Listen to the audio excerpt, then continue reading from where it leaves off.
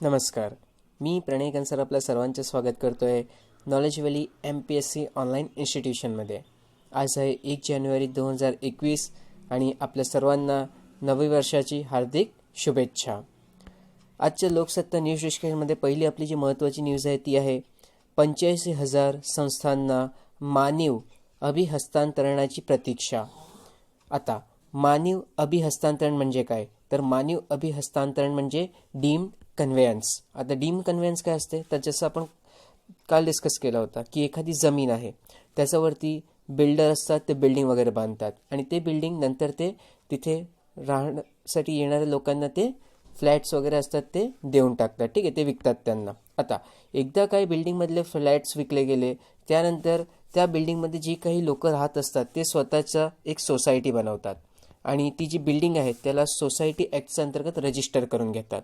Okay, बिल्डिंगला society बनवण्याची ही जी process असते त्यालाच आपण डीम्ड कन्व्हेयन्स म्हणतो. आता डीम्ड कन्व्हेयन्स म्हणजे काय?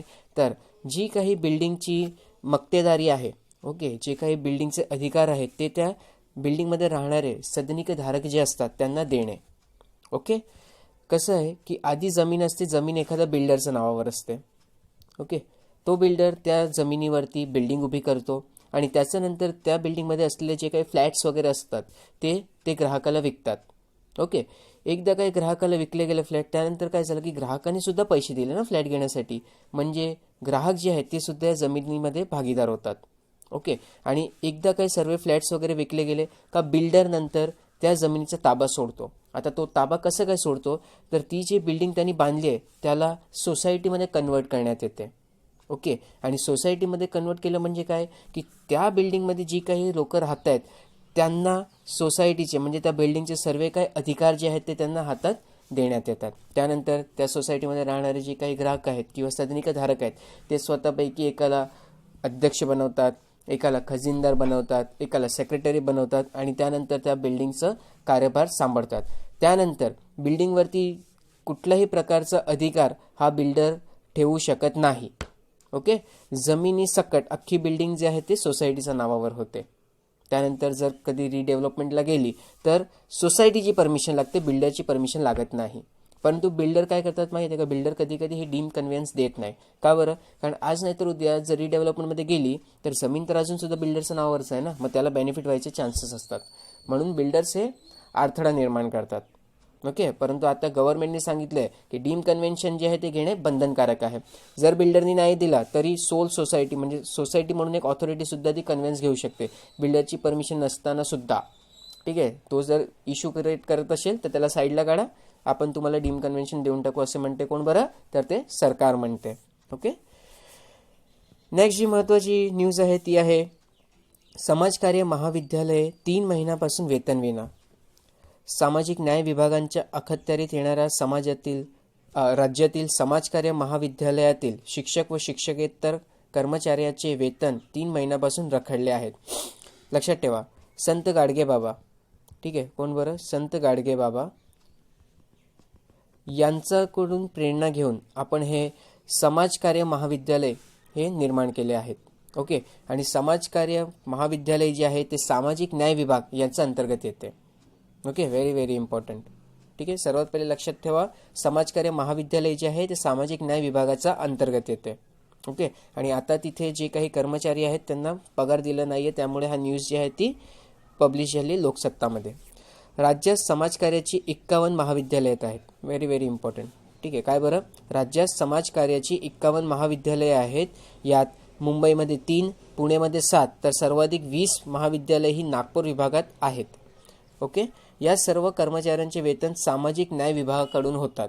कारण आपण बघितलं की सामाजिक न्याय विभागाच्या अंतर्गत हे समाजकार्य महाविद्यालये येतात. ओके, त्यानंतर समाजकार्य महाविद्यालये सामाजिक न्याय विभागाच्या अखत्यारीत येतात.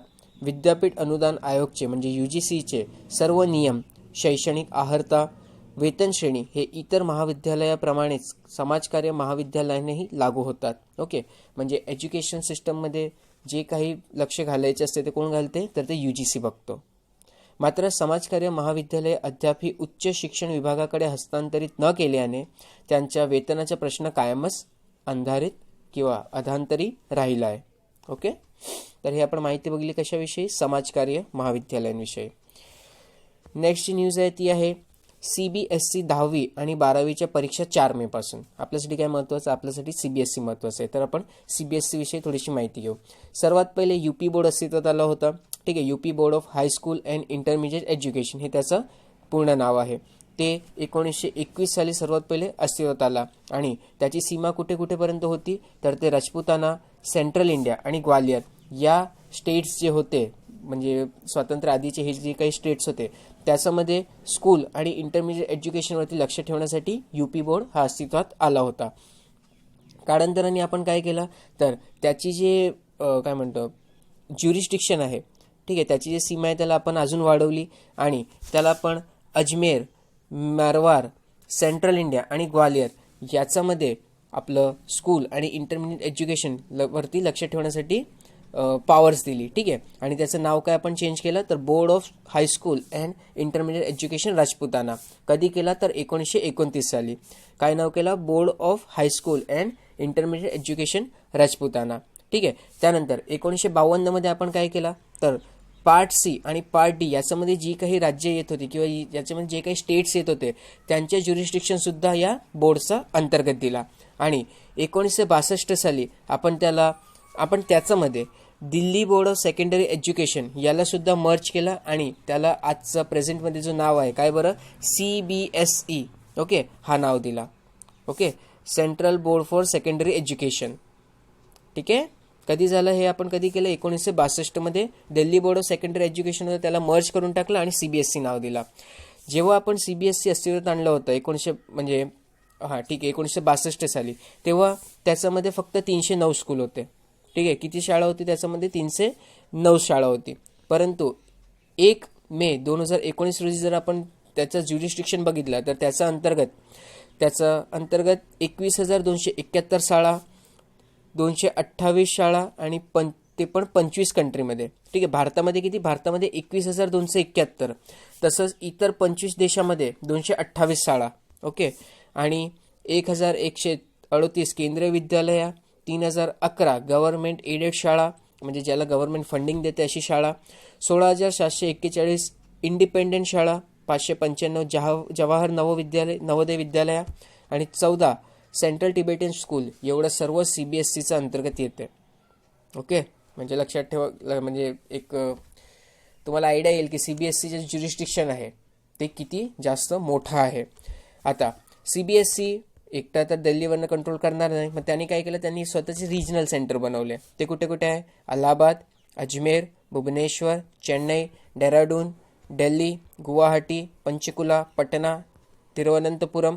ओके, आणि जी काही फॉरेनमध्ये आपले इन्स्टिट्यूशन्स आहेत जे CBSE हँडल करते, तर ते फॉरेन इन्स्टिट्यूशनचा कारभार हे दिल्लीचा जो सेंटर आहे तिकडनं बघितलं जाते. ओके, आता CBSEची ड्युटी काय काय आहेत, तर 10वी आणि 12वीचे जे काही परीक्षाच होतात, ठीक आहे, काय बरं, 10वी आणि 12वीचे परीक्षा होतात, तर ती परीक्षा कसे कंडक्ट करायचे, कुठे कंडक्ट करायचे हे सर्व ठरवायचं काम करते ते आपलं CBSE करते. ओके, एक्झामिनेशनला कसं कंडक्ट करायचं ते बघायचं काम आपलं CBSE करते, कुठली तरी 10वी आणि 12वी. तसंच ते काय करते, तर ते शाळा जे असतात त्यांना अफिलिएशन देते. आता अफिलिएशन म्हणजे काय, तर मान्यता देते. ठीक आहे, शाळांना मान्यता द्यायचं काम करतो. ओके, त्यानंतर अजून काय करते, तर स्टुडंट आणि पॅरेंट्ससाठी काय रिक्वायरमेंट्स आहेत ते हायलाईट करून देते की शाळांना हे चेंजेस केले पाहिजे की जेणेकरून जी काही विद्यार्थी आहेत आणि त्यांचे पॅरेंट दोघांनाही फायदा होईल करणं. किंवा जर एखादा सर्व्हिसेसमध्ये, ठीक आहे, एखादा व्यक्ती सर्व्हिसेसमध्ये असेल, मग त्याची तर बदली होत राहतात ना, मग त्यावेळेस त्याचं मुलाला ॲडमिशन कुठे द्यायचं, जर वर्षाचं मधूनच बदली वगैरे झाली तर ते सर्व ते ॲडमिशन्स द्यायचं काम हे CBSE बघते. ठीक आहे, ट्रान्सफर असेल जॉबमध्ये, मग तेव्हा ॲडमिशन बिघडायला नाही पाहिजे ना त्यांच्या मुलांचं, मग त्यांना CBSE या स्वतःमध्ये ॲडमिट करून घेते. CBSE जे अफिलिएटेड शाळा असतात त्याच्यामध्ये ते मुलांना ॲडमिशन भेटून जाते. ओके, त्यानंतर जे काही कोर्सेस असतात एक्झामिनेशनसाठी त्याला अपडेट करायचा काम करते, ते सुद्धा CBSE बघते. ओके, त्यानंतर अकॅडमिक जे काही काय म्हणतात त्याला एक्झामिनेशन पॅटर्न वगैरे असतात, ओके, तर त्याचं अपडेट करायचं काम, किंवा अकॅडमिक जे स्टँडर्ड असतात त्याला अजून जास्त रेस करायचं काम हे सुद्धा CBSE बघतो. ओके, म्हणजे exam related, syllabus related, course related किंवा ट्रान्सफर रिलेटेड हे सर्व अस्पेक्ट जे असतात त्याच्यावरती काम करायचं कोण बघते, तर ते CBSE बघते. ओके, त्यानंतर फोकस काय काय आहे बोर्डचा, तर फोकस तेच आहे इनोव्हेशन आणावे आपल्याला, की जसं करून टीचरला आणि स्टुडंटला दोघांनाही बेनिफिट व्हायला पाहिजे. ओके, आणि टीचरला आणि स्टुडंटला बेनिफिट झाला तर इंडिरेक्टली त्यांच्या पॅरेंट्सला सुद्धा बेनिफिट होतो, की आपला मुलगा चांगल्या शाळेमध्ये जाऊन शिकतोय करणं. ठीक आहे, तर सॅटिस्फॅक्शन पाहिजे ना. मग इनोव्हेशनवरती ते काम करते. त्यानंतर रिफॉर्म्स आणायचे काम करते. ओके, आणि जॉब ओरिएंटेड जे काही स्किल्स पाहिजे ते प्रोव्हाइड करते CBSE, आणि त्याच्यावरती ते जास्त फोकस्ड आहे. ओके, त्यानंतर जी काही पॅडागॉजिकल स्किल्स आहेत म्हणजे की टीचिंग स्किल्स असतात टीचर्सचे, त्यांना ते अपडेट करायचं काम करतात. ओके, ते जुने पुराणे आपल्याकडे टेक्निक्स चालणार नाही, मग तुम्हाला काळानुसार स्वतःला सुद्धा अपडेट करावं लागेल. एक्झाम्पल घेऊया आपण, तर त्याच्यासाठी आता टेक्निकल एज्युकेशनची आपण बोलतोय. ठीक आहे, टेक्निकल एज्युकेशन किंवा मग व्होकेशनल ट्रेनिंग. ओके, किंवा मग अजून आपण टीचर्सच्या विषयी स्पेसिफिक बोललो तर त्यांचे जे स्किल अपडेशनमध्ये आता आपण म्हणूया कॉम्प्युटर नॉलेज. ठीक आहे, कॉम्प्युटर नॉलेज, आधीचे टीचर्सना कॉम्प्युटर नॉलेजविषयी एवढं काही माहीत नव्हतं, परंतु आज तर कॉम्प्युटर हे एकदम मॅन्डेटरी झालं आहे. मग कॉम्प्युटर नॉलेज कसं काही टीचर्सना देता येईल त्याच्यावरती सुद्धा CBSE फोकस करतो. ओके, कंपोजिशन बघून घेऊ आपण. कंपोजिशन काय असते ते, तर लक्षात घ्या की आपले जे सेक्रेटरी असतात कोण बरं, तर स्कूल एज्युकेशन आणि लिटरसी. ठीक आहे, मिनिस्ट्री ऑफ एज्युकेशनच्या अंतर्गत जे सेक्रेटरी असतात ते या बोर्डचे चेअरमन असतात. ओके, बोर्डचे चेअरमन कोण असतात, secretary to the ministry of education. आणि त्याच्यानंतर एक काय म्हणतात त्याला, एक बोर्ड असतो. ठीक आहे, त्या बोर्डच्या अंतर्गत 14 डिपार्टमेंटल हेड्स असतात. कुठले कुठले डिपार्टमेंट आहेत तर ते तुम्ही इथून बघून घेऊ शकतात, लक्षात ठेवायची गरज नाही आहे. ओके, आणि 4 कमिटीज असतात. अफिलिएशन कमिटी जे मंजुरी द्यायचं काम करते, फिनान्स कमिटी पैशाचा व्यवहार बघते, करिक्युलम कमिटी सिलेबसवरती लक्ष ठेवून असते, आणि एक्झामिनेशन कमिटी हे एक्झाम्स कंडक्ट करते. ठीक आहे, तर असं 4 कमिटी आहे ज्याच्या माध्यमातून CBSEचा कारभार चालतो. ओके, तर आपण हे ते CBSE विषयी बघितलं. पुढे माहिती, संभाजीनगरला काँग्रेसचा विरोध, औरंगाबादच्या नामांतरावरून महाविकास आघाडीत ठिणगी, राज्यपालांचे वर्तन लोकशाहीस बाधा आणणारे, विधान परिषदवर नियुक्त करावयाच्या 12 जागांची यादी मंत्रिमंडळाच्या मंजुरीनंतर राज्यपालांकडे पाठवण्यात आली आहे. त्याला बराच कालावधी झाला. खरे तर मंत्रिमंडळाने मंजुरी दिल्यानंतर राज्यपालांकडून तातडीने नियुक्ती होण्याची गरज होती, मात्र तसे झाले नाही. हे राज्यपालांचे वर्तन लोकशाहीला बाधा आणणारे आहे, अशी टीका केली आहे बाळासाहेब थोरात यांनी. आपल्यासाठी काय महत्त्वाचं आहे, आपल्यासाठी हे महत्त्वाचं आहे की 12 मेंबर कसे काय निवडून देऊ शकतात, कॉन्स्टिट्यूशनमध्ये कधी कुठे लिहिलं गेलं आहे, तर ते आपण बघून घेणार. ठीक आहे, तर सर्वात आधी लक्षात ठेवा कलम 171. कलम 171 मध्ये विधान परिषदच्या कंपोजिशनविषयी माहिती दिली गेली आहे. ओके, कशाविषयी, तर विधान परिषद विषयी. लक्षात ठेवा विधान परिषदमध्ये जे सभासद असतात त्यांची संख्या हे 40पेक्षा कमी असता कामा नये, किंवा त्यांची संख्या हे जे विधानसभा आहे त्याचा 1/3 या संख्येपेक्षा जास्त असता कामा नये. ठीक आहे, विधानसभेची जी संख्या आहे त्याचा 1/3पेक्षा जास्त असता कामा नये, आणि विधान परिषदची जी संख्या आहे त्याचा म्हणजे टोटल जी संख्या आहे त्याच्यापेक्षा 40पेक्षा कमी असता कामा नये. ठीक आहे, एक्झाम्पल घेऊ. आता विधानसभा महाराष्ट्राची त्याच्यामध्ये किती मेंबर्स आहेत, तर 288, त्याचा 1/3 घ्यायचा आपण. ठीक आहे, तर किती होतात, हे 9 झाले आणि 96 होतात. ओके, मग 40 आणि 96 याच्यामध्ये असायला पाहिजे विधान परिषदची संख्या. विधान परिषद म्हणजे सभासद असतात ते, आणि आता सध्या 78 एवढी आहे. ओके, तर हे आपण बघितलं की किती सभासद त्याच्यामध्ये असू शकतात. आता महत्त्वाचं काय, तर जे काही सभासद 78 आपण म्हणतो ते निवडून कसे काय येतील, तर आपल्याला माहिती आहे 1/3 जे आहे ते विधानसभाचे मेंबर निवडून देतात. ठीक आहे, टोटल जी विधान परिषदमध्ये सभासदांची संख्या आहे त्यापैकी 1/3 जे आहेत ते कोण निवडून देतात, ते विधानसभेतील जी काही निवडून आलेली व्यक्ती असते ते निवडून देतात. ठीक आहे, बाकीचे 1/3 जे असतात ते लोकल सेल्फ गव्हर्नमेंटमधून येतात. ओके, त्यानंतर 1/12 जे असतात त्यांना शिक्षकगण हे अपॉइंट करतात, आणि ते कमीत कमी 3 वर्ष हे शिक्षक म्हणून राहायला पाहिजे. त्याच्या अंतर्गत 1/12 जे असतात ते विद्यार्थीगण. ओके, विद्यार्थीसाठी काय होतं, तर ते ग्रॅज्युएट असले पाहिजे. ओके, किंवा 3 वर्ष डिग्रीचा कोर्स त्यांनी केलेला असावा, तर त्यांना आपण विद्यार्थी म्हणून कन्सिडर करणार. तर एवढे मेंबर्स जे असतात ते डिरेक्ट इलेक्शनने येतात, आणि बाकी जे असतात बाकी किती, तर बाकी 1/6. ठीक आहे, आपण बघितलं 1/3 अधिक 1/3 अधिक 1/12 प्लस 1/12. ओके, तुम्ही याचं कॅल्क्युलेशन करा तर जे रिमेन असतो 1/6 याला गव्हर्नर नॉमिनेट करतात. कोण नॉमिनेट करतात, गव्हर्नर नॉमिनेट करतात. आणि आपल्यासाठी महत्त्वाचं काय आहे, कारण आपले जे सध्याचे चीफ मिनिस्टर आहेत कोण बरं, तर उद्धव ठाकरेजी, हे सुद्धा एक नॉमिनेटेड मेंबर आहेत. ओके, आणि नॉमिनेट करताना ते कुठल्या फील्डमध्ये एक्सपर्ट असले पाहिजे, लिटरेचरमध्ये, सायन्समध्ये, आर्टमध्ये, कॉपरेटिव्ह मुवमेंट्समध्ये किंवा सोशल सर्व्हिसेसमध्ये. Okay, 171 subclause 5 very very important. Okay, तर हे आपलं रिव्हिजन आपण बघून घेतलं. त्यानंतर वाहतूक नियम मोडल्यास कठोर कारवाई होईल. ओके, केंद्र शासनाने 32वा रस्ता सुरक्षा महिना यावेळी 18 जानेवारी ते 17 फेब्रुवारी या कालावधीकरिता आयोजित केला आहे. Very very important. काय बरं, की रस्ता सुरक्षा महिना जो आहे तो यंदा 18 जानेवारी ते 17 फेब्रुवारी या कालावधीकरिता आयोजित केला आहे. आणि हा केंद्र शासनाचा 32वा रस्ता सुरक्षा महिना असणार आहे. ओके, मग आपण याच्या माध्यमातून काय करणार, तर आपण याच्या माध्यमातून विविध कार्यक्रम आयोजित करणार की ज्याच्यामुळे आपण जनजागृती करू शकू. ठीक आहे, जनजागृती केली पाहिजे, कारण ॲक्सिडेंटमुळे खूप लोकांची जीव जातात. मग त्याला आपल्याला कसं कमी करता येईल याच्यावरती फोकस करण्याचं जे कार्य आहे ते या 32वा रस्ता सुरक्षा महिन्याचं माध्यमातून आपण करणार आहोत. ओके, कांचनजंगा मोहिमेचे नेते नरेंद्र बुलकुमार यांचे निधन. खूप इम्पॉर्टंट आहे का हे व्यक्ती विशेष म्हणून, तर आपण बघून घेऊ. जगातील तिसरे उंच शिखर असलेला माउंट कांचनजंगा शिखरावर 1977 मध्ये पहिल्यांदा भारतीय तिरंगा फडकवणाऱ्या संघाचे नेते कर्नल निवृत्त नरेंद्र बुलकुमार वय 87 यांचे दिल्ली येथे गुरुवारी निधन झाले. भारतातील गिर्यारोहण क्षेत्राला दिशा देण्यामध्ये नरेंद्र कुमार यांचे महत्त्वाचे योगदान आहे.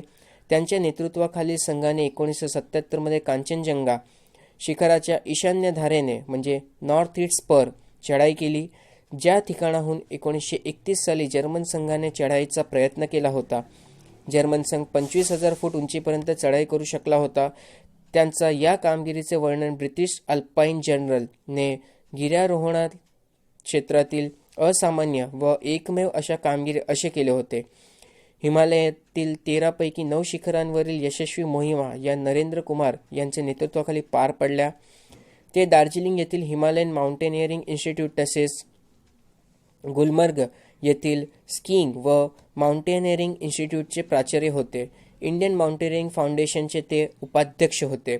तत्कालीन पंतप्रधान इंदिरा गांधी यांच्या हस्ते त्यांना IMF सुवर्णपदक बहाल करण्यात आले होते. पद्मश्री अर्जुन पुरस्काराने त्यांना सन्मानित करण्यात आले आहे. सियाचीन परिसरातील मध्यावर उभ्या असणाऱ्या बेसला कर्नल कुमार यांच्या नावावरून कुमार बेस असे संबोधतात.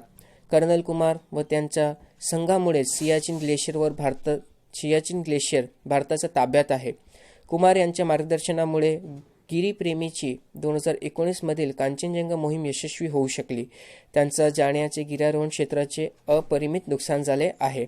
Okay, Narendra Bulkumar very very important. अजून आपण त्यांच्याविषयी थोडीशी माहिती घेणार आहोत. ओके, तर ते आपण घेऊन टाकू आधीच. येस, इथे व्यक्तिवेदमध्ये त्यांचं नाव दिलं गेलं आहे. ओके, तर काराकोरम पर्वतरांगेतील भारताच्या ताब्यात असलेला अतिशय महत्त्वाचा प्रदेश म्हणजे सियाचीन, जगातील सर्वात उंचीवरील बर्फाच्छादित युद्धभूमी. भारत त्यावर प्रभुत्व राखू शकला ते केवळ कर्नल नरेंद्र बुलकुमार यांच्या धाडसी कामगिरीमुळे. 1984 मध्ये हा प्रदेश बळकावण्याचे पाकिस्तानचे मनसुबे कडाक्याच्या थंडीत धडक देऊन नरेंद्र कुमार यांच्या नेतृत्वाखालील तुकडीने उघडले. या गिर्यारोहक युद्धनायकाचे गुरुवारी निधन झाले. ते 87 वर्षाचे होते. नरेंद्र कुमार यांचा जन्म 8 जानेवारी 1933 रोजी ब्रिटिशकालीन भारतातील रावळपिंडी सध्याच्या पाकिस्तानात येथे झाला. भारतीय लष्करात बुलकुमार या टोपण नावाने ते प्रसिद्ध झाले. या टोपण नावाची कथा रंजक आहे. भारत लष्करातील प्रबोधिनीत पहिल्या बॉक्सिंग सामन्यात त्यांची गाठ त्यांच्यापेक्षा कितीतरी उंच आणि धिप्पाड प्रतिस्पर्धीला पडली. तगड्या स्पर्धकाशी ते बैलाप्रमाणे भिडले. निकराने प्रयत्न करूनही त्यांना हार पत्करावी लागली, पण त्यांच्या खेळाच्या शैलीने सर्वांचे मने जिंकली. तेव्हापासून कुठेही आडवा तिडवा भिडणारा म्हणून त्यांना बुल हे नाव पडले. हे टोपण नाव त्यांनी सर्वोच्च लष्करी मोहिमेत सार्थक लावले. भारतीय लष्करात नरेंद्र कुमार हे 1950 मध्ये दाखल झाले. प्रशिक्षणानंतर ते कुमाव रेजिमेंटमध्ये रुजू झाले. गिर्यारोहण, घोडेस्वारी, मुष्टयुद्धाची आवड त्यांनी लष्करी सेवेत जोपासली. नंदादेवी शिखर सर करणारे ते पहिले भारतीय ठरले. Very important. नंदादेवी शिखर सर करणारे ते पहिले भारतीय ठरले. कांचनजंगा शिखरावर उत्तर पूर्व दिशेने अवघड मार्गाने चढण्याचा साहस कोणी विचार करत नाही, पण नरेंद्र कुमार यांनी तो केला. विचार करून न थांबता त्याच बाजूने शिखर गाठणारे ते पहिले भारतीय ठरले. उत्तुंग शिखरांवर लिलिया चढाईचा अनुभव नरेंद्र कुमार यांना सियाचीनमधील लष्करी मोहिमेत कामी आला.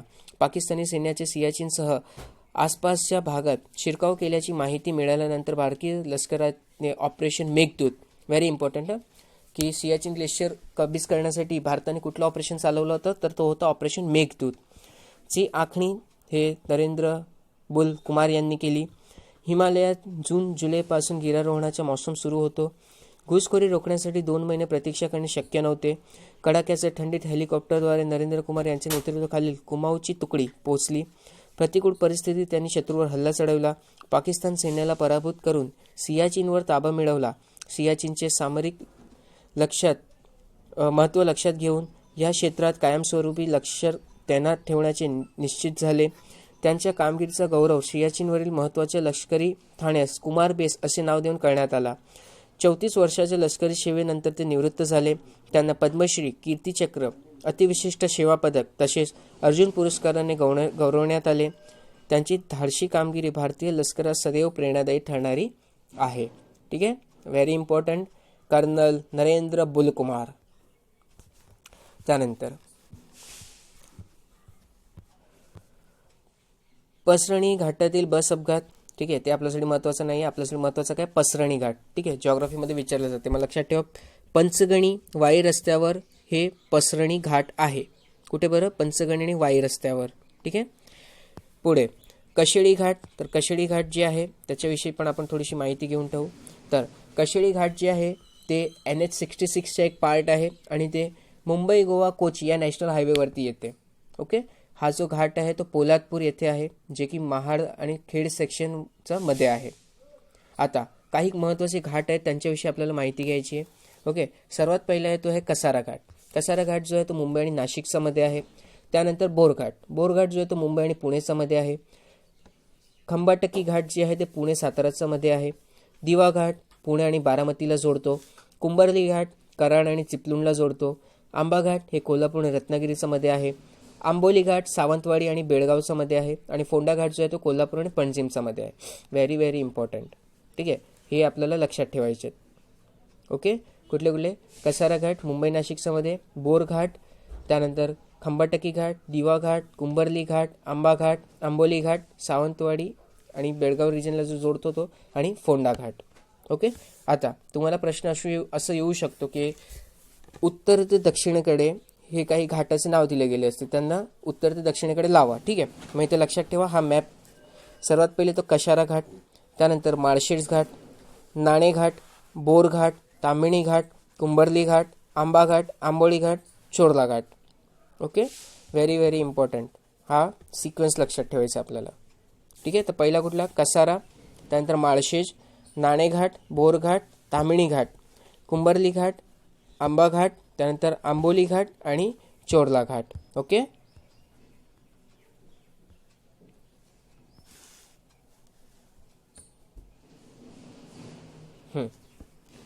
तर कशेळी जो होता तो कुठे होता, मुंबईहून कणकवलीला जाताना लागतो हा घाट. ओके, हे सुद्धा लक्षात ठेवा. त्यानंतर पुढे जी न्यूज आहे ती आहे व्हेरी इम्पॉर्टंट, ऐतिहासिक घटनांचे शताब्दी वर्ष 2020. ठीक आहे, इथे दिलेली माहिती सर्व महत्त्वाची आहे. तर आपण सुरू करूया. स्वातंत्र्यपूर्व भारतातील पहिल्या सार्वजनिक निवडणुका, असहकार आंदोलन आणि गांधीजींच्या हाती स्वातंत्र्य लढ्याची सूत्रे, भारतीय उद्योग जगतात एसोचेमची स्थापना, मॉमेडन अँग्लो ओरिएंटल कॉलेजचे अलीगढ मुस्लिम विद्यापीठात रूपांतर, असं आधुनिक भारताच्या ऐतिहासिक मैलाचा दगड ठरणाऱ्या घटनांचे शताब्दी वर्ष म्हणून 2020 याकडे पाहता येईल. पहिल्या सार्वजनिक निवडणुका जे 1920 मध्ये झालं तर त्याच्याविषयी माहिती घेऊया. नगरपालिका, जिल्हा मंडळ अशा स्थानिक मंडळामध्ये पूर्णपणे लोकप्रिय नियंत्रण असावे. प्रांतीय शासनात अंशतः जबाबदार सरकारची स्थापना करावी. केंद्रीय कायदे मंडळाचा विस्तार करून तेथे भारतीयांना अधिक प्रतिनिधित्व द्यावे. प्रांतातील लोकप्रिय शासनावरील भारत सचिवाचे नियंत्रण कमी करावे या 1818चा मॉन्टफॉर्ड म्हणजेच मॉन्टेग्यू चॅम्सफॉर्ड अहवालातील शिफारशींना 1919च्या भारत सरकार कायद्याच्या कायदेशीर रूप देण्यात आले आणि त्यानुसार प्रांतात दुहेरी शासन पद्धती अर्थातच प्रांतिक आणि केंद्रीय शासन पद्धती, ज्याला आपण ड्युअल गव्हर्नमेंट सुद्धा म्हणतो, याचा प्रारंभ झाला. प्रारंभापासूनच या कायद्याला पुरेसे सहकार्य मिळाले नसले तरीही भारतातील पहिली निवडणूक 1920 साली झाली आणि 1921 ते 1937 या कालावधीत 9 प्रांतांमध्ये दुहेरी शासन चालले. बंगालमध्ये मात्र 1924 ते 1927 आणि मध्य प्रांतात 1924 ते 1926 या काळात दुहेरी शासन नव्हते. ओके, इम्पॉर्टंट आहे आपला हिस्ट्रीचा आस्पेक्ट्सने. आता असहकार आंदोलनाविषयी थोडीशी माहिती घेऊ. तर 1919मध्ये संमत करण्यात आलेली जुलमी रोलेट कायद्यामुळे झालेला जलियावाला बाग हत्याकांड तसेच खिलाफत कायद्यावरील इंग्रजांची भूमिका, पंजाबवरील लष्करी कायदा आणि त्यानंतर पंजाबमधील घटनांची चौकशी करण्यासाठी सरकारने केलेले हंटर आयोगाची नियुक्ती ही केवळ लोकांच्या डोळ्यात धूळ फेकण्यासाठी केलेली क्लृप्ती आहे असे लक्षात आल्यामुळे 1 ऑगस्ट 1920 रोजी गांधीजींच्या नेतृत्वाखाली असहकार आंदोलनाची औपचारिक सुरुवात झाली. व्हेरी व्हेरी इम्पॉर्टंट डेट लक्षात ठेवा. 1 ऑगस्ट 1920 पासनं गांधीजींच्या नेतृत्वाखाली असहकार आंदोलनाची सुरुवात झाली. त्याच दिवशी 1 ऑगस्टला पहाटे लोकमान्य टिळक कालवश झाल्याने त्यांचा मृत्यूचा दुखवटा व आंदोलनाची सुरुवात देशभरातील जनतेने हरताळ पाळून केली. ओके, सप्टेंबर 1920 मध्ये कलकत्ता येथे खास अधिवेशन बोलवून राष्ट्रीय काँग्रेसने असहकार कार्यक्रम अंगीकारला. आता लक्षात ठेवा, कलकत्ता येथे जो आपला अधिवेशन झाला होता, लाला लजपत राय, कोण बरं, लाला लाजपत राय हे त्याचे अध्यक्ष होते. ठीक आहे, कलकत्ता सेशनचे. त्यानंतर डिसेंबर 1920 मध्ये राष्ट्रीय काँग्रेसच्या नागपूर अधिवेशनात सरकारी पदव्यांचा त्याग करणे, कायदेमंडळ, न्यायालये, शिक्षण संस्था, परकीय माल यावर बहिष्कार टाकणे तसेच शिस्त राखणे, राष्ट्रीय शिक्षण संस्थांना संरक्षण, खादीचा वापर अशा मार्गाचा वापर करून असहकार आंदोलनाचा मार्ग निश्चित केला. लक्षात ठेवा, नागपूरचा जो विशेष सेशन होता, ठीक आहे, तिथे आपण बघितलं होतं कोणाला, तर आपले जमनालाल बजाज. कोण बरं, तर जमनालाल बजाज. ओके, 1920च्या जो नागपूर अधिवेशन होता त्याचे प्रमुख पद जे होते ते जमनालाल बजाज यांनी भूषवले होते. जमनालाल बजाजला अजून काय म्हणतात, तर त्यांना गांधीजींचे 5वे पुत्र असं सुद्धा संबोधतात. ठीक आहे, आणि जमनालाल बजाज यांनी राव बहादूर, कुठलं बरं, राव बहादूर ही पदवी इंग्रजांना परत केली होती आणि त्यांनी ज्या लोकांना इंग्रजांनी पदव्या दिल्या त्यांना सुद्धा अपील केली होती की तुम्ही तुमचे पदव्या जे आहेत ते परत करा. ओके, नागपूरच्या झेंडा सत्याग्रह, कुठलं बरं, झेंडा सत्याग्रह हे खूप जास्त गाजलं होतं आणि त्यांच्यामुळे जे जमनालाल बजाज होते, ओके, त्यांची जे पर्सनॅलिटी आहे त्याच्यामध्ये भर पडली होती. ओके, एवढं लक्षात ठेवा, त्यांचा जो नेतृत्व होता त्याच्यामुळे भर पडली होती आणि त्यामुळे 1923 मध्ये पुन्हा नागपूर येथे सेशन एक कंडक्ट करण्यात आला आणि ते इथे जमनालाल बजाज यांचा सन्मान करण्यात आला. त्यानंतर अजून एक महत्त्वाची गोष्ट काय, तर जमनालाल बजाजना वाटत होता की साबरमती आश्रम, कुठला बरं, साबरमती आश्रम, असाच एक आश्रम हे वर्धामध्ये सुद्धा असलं पाहिजे आणि त्यामुळे तिथे सेवाग्राम आश्रम, ठीक आहे, साबरमती नव्हे तर सेवाग्राम म्हणून साबरमतीची एक ब्रांच म्हणून इथे वर्धामध्ये सेवाग्राम आश्रमची स्थापना करण्यात आली. ओके, तर एवढं आपल्यासाठी महत्त्वाचं होतं ते आपण बघितलं. दुसरी गोष्ट म्हणजे झेंडा सत्याग्रहासाठी जी काही कार्यकर्ते होते त्यांना ट्रेन करण्याचं काम कोणी केलं होतं, तर ते विनोबा भावे यांनी केलं होतं.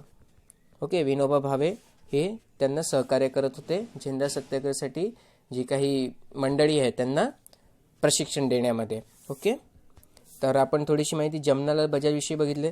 लक्षात घ्या, जमनालाल बजाज यांचा आपण 26/12/2020 चा रोजीचा जो आपण डिस्कशन केला होता त्याच्यामध्ये इन्क्लूड केलेला आहे, मग तिथून तुम्ही एकदा त्याला गो थ्रू करा. ओके, पुढे 1921 मध्ये असहकार चळवळीत जवळजवळ 30,000 लोक तुरुंगात गेले, परंतु चळवळी दरम्यान उत्तर प्रदेशातील चौरी चौरा येथे लोकांनी एका पोलीस चौकीला आग लावली. त्यात अनेक पोलीस जळून मृत्युमुखी पडल्यामुळे अहिंसक मार्गाने चालणाऱ्या चळवळीला गालबोट लागले आणि गांधीजींना या घटनेचा निषेध म्हणून ही चळवळ मागे घेतली. गांधीजींच्या या निर्णयावरून अनेकांनी टीकाही केली, परंतु तत्कालीन एकूण परिस्थिती पाहता आम जनतेची चळवळ दडपून टाकणे सरकारला अवघड नव्हते. जवळपोळीचे निमित्त होऊन जर ही चळवळ दडपली गेली असती तर जनतेची चळवळ दडपली जाऊ शकते असा निष्कर्ष निघाला असता. तसेच जवळपास 1.5 वर्ष चाललेल्या चळवळीमुळे जनतेच्या सहनशीलतेचा अंत होत आला होता. त्यामुळे गांधीजींनी कठोर आत्मसंयमाशिवाय सत्याग्रहाचा प्रयोग होऊ शकत नाही असं स्पष्ट करून जनतेला रचनात्मक कार्य करण्याचा निर्देश देऊन चळवळ मागे घेतली. अलीगढ मुस्लिम विद्यापीठाविषयी थोडीशी माहिती घेऊ. इस्लाममधील सामाजिक दुष्प्रवृत्ती असणाऱ्या पीर प्रथेला विरोध, गुलामांची प्रथा इस्लाम विरोधी आहे असा आपल्या आधुनिक विचारांचा प्रसार तहजीब उल अखलाक या पत्रिकेतून करणारा सर सय्यद अहमद खान यांनी 1875 साली मॉमेडियम अँग्लो ओरिएंटल कॉलेज सुरू केले. तेथे पश्चात विज्ञानाबरोबरच मुस्लिम धर्माचेही शिक्षण दिले जात होते. याच कॉलेजांचे रूपांतर 1920 साली अलीगढ मुस्लिम विद्यापीठमध्ये झाले. या विद्यापीठाच्या शताब्दी महोत्सवानिमित्त एक टपाल तिकीटही जारी करण्यात आले आहे. सध्या या ठिकाणी उर्दू, अरबी आणि पर्शियन भाषांवर तसेच इस्लामिक साहित्यावर संशोधन केले जात असल्यामुळे संपूर्ण इस्लामिक जगाबरोबर भारताच्या सांस्कृतिक संबंधांना नवी ऊर्जा मिळत आहे. शाळा सोडलेल्या विद्यार्थ्यांसाठी या विद्यापीठातर्फे ब्रिज कोर्स सुरू करण्यात आला आहे. थोडीशी माहिती एसोचेम विषयी. भारतातील सर्व क्षेत्रातल्या चेंबर्सच्या संस्थापक प्रतिनिधींच्या वतीने एसोचेमची म्हणजेच associated chamber of commerce and industry of India स्थापना 1920 मध्ये करण्यात आली. सध्या 400 पेक्षा जास्त वेगवेगळ्या चेंबर्स आणि व्यापारी संघटना एसोचेममध्ये सहभागी झाल्या असून एकूण देशात 4.5 लाखापेक्षा जास्त सदस्य आहेत. भारतीय उद्योगांसाठी एसोचेम ज्ञानाचे मुख्य केंद्र असून उदयास आले आहे. नुकताच एसोचेम स्थापना सप्ताह 19 डिसेंबर ते 25 डिसेंबर 2020 दरम्यान साजरा करण्यात आला. यावेळी टाटा उद्योग समूहाला ASSOCHAM enterprise of the century हा पुरस्कार देण्यात आला. टाटा समूहाच्या वतीने रतन टाटा यांनी हा पुरस्कार स्वीकारला. नुकतेच एसोचेमच्या प्रमुखपदी विनीत अगरवाल यांची नेमणूक करण्यात आली आहे. निरंजन हिरानंदानी यांनी त्यांच्याकडे एसोचेमची सूत्र बहाल केली. एसोचेमचे मुख्यालय दिल्ली येथे तर अहमदाबाद, बंगळूर, रांची, जम्मू, चंदीगड आणि कोलकाता या ठिकाणी प्रादेशिक कार्यालये आहेत. 1920 सालात घडलेल्या वरील घटना भारतीय स्वातंत्र्याच्या इतिहासात मैलाचे दगड असल्यामुळे आणि या घटनांची शताब्दी पूर्ण केल्यामुळे राज्यसेवा परीक्षेत हे इम्पॉर्टंट आहे. ओके. आणि इथे जे काही ॲस्पेक्ट दिले गेले किंवा जे काही टॉपिक दिले गेले ते आपण आधी पण कव्हर केलेत आपली न्यूज डिस्कशनमध्ये. ठीक आहे. मग तुम्ही आधीचे न्यूज डिस्कशन रेफर करू शकता. डिस्क्रिप्शन बॉक्समध्ये बघून घ्या, टॉपिकमध्ये तुम्हाला भेटून जाईल ते. ओके. नेक्स्ट माहिती आहे ती फास्टॅग विषयी माहिती आहे. थोडीशी फटाफट आपण वाचून घेऊ काय माहिती दिली गेली इथे. टोल नाक्यातून जाणारा वाहनांचा प्रवास केसलेस आणि झटपट होण्यासाठी 15 फेब्रुवारी 2021 पासून वाहक चालकांना फास्टॅग बंधनकारक करण्यात आले आहे. राष्ट्रीय महामार्ग प्राधिकरणात येणाऱ्या रस्त्यावरील टोल प्लाझांवर याची अंमलबजावणी केली जाईल. वाहनांवर फास्टॅग नसूनही फास्टॅगच्या मार्गिकेतून गेल्यास वाहन चालकाला दुप्पट टोल भरावा लागणार आहे. संकल्पनेचा प्रारंभ कधीपासून? याआधी ही संकल्पना 2016 पासून सुरू करण्यात आली. 4 अधिकृत बँकांनी सुमारे लाखभर वाहनधारकांना फास्टॅग वितरित केले. 2017 मध्ये हाच आकडा वाढून 7 लाखांपर्यंत गेला. 2018चा अंती आकडा 34 लाखांना जाऊन पोहोचला. 15 डिसेंबर 2019 पासून याची पुन्हा कठोर अंमलबजावणी करण्याचे आदेश काढण्यात आले होते. त्यानंतर हा निर्णय पुढे ढकलला. सुरुवातीला टोल नाक्यावरील 75% मार्गिकांवरच त्याची अंमलबजावणी केली तर उर्वरित मार्गिकांवर टोल भरण्यासाठी रोख रकमेची सुविधा होती. आता नवीन वर्षात महामार्ग प्राधिकरणाने टोल नाक्यावरील सर्वच मार्गिकावर फास्टॅग ही अंमलबजावणी करण्याचा निर्णय घेतला असून रोख रक्कम भरण्याचा पर्याय नसेल असे स्पष्ट केले आहे. फास्टॅग कोणासाठी?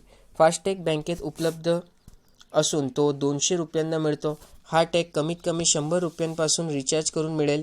फास्टॅग खात्यातील टोलचे पैसे वजा झाल्यानंतर संबंधित वाहन चालकाला त्या संबंधाचा एक SMS त्याचा मोबाईलवर येईल. खात्यातील पैसे संपल्यानंतर ते पुन्हा रिचार्ज करावे लागणार आहे. फास्टॅगची मुदत 5 वर्षासाठी असेल. Very important. ठीक आहे. हे नवीन पॉईंट आहे की फास्टॅगची मुदत जी आहे ते 5 वर्षासाठी असेल. त्यानंतर नव्याने टॅग खरेदी करावे लागणार आहे. कार, जीप, व्हॅन आणि यासारख्या वाहनांना 4 क्लासचे फास्टॅग बसवणे जाणार आहेत तर हलक्या मालवाहू आणि व्यावसायिक वाहनांना 5 क्लासचे, 3XL व्यावसायिक वाहनांना 6 क्लासचे आणि बस आणि ट्रकना 7 क्लासचे फास्टॅग बसवण्यात येणार आहे. तर थर्ड पार्टी इन्शुरन्स नाही. केंद्रीय भूवाहतूक मंत्रालयाने 15 फेब्रुवारी 2021 पासून सर्व 4 चाकी सह अन्य वाहनांना फास्टॅग अनिवार्य केले आहे, परंतु ज्या वाहन चालकांकडून याची अंमलबजावणी होत नसेल त्यांना थर्ड पार्टी इन्शुरन्स दिला जाणार नाही.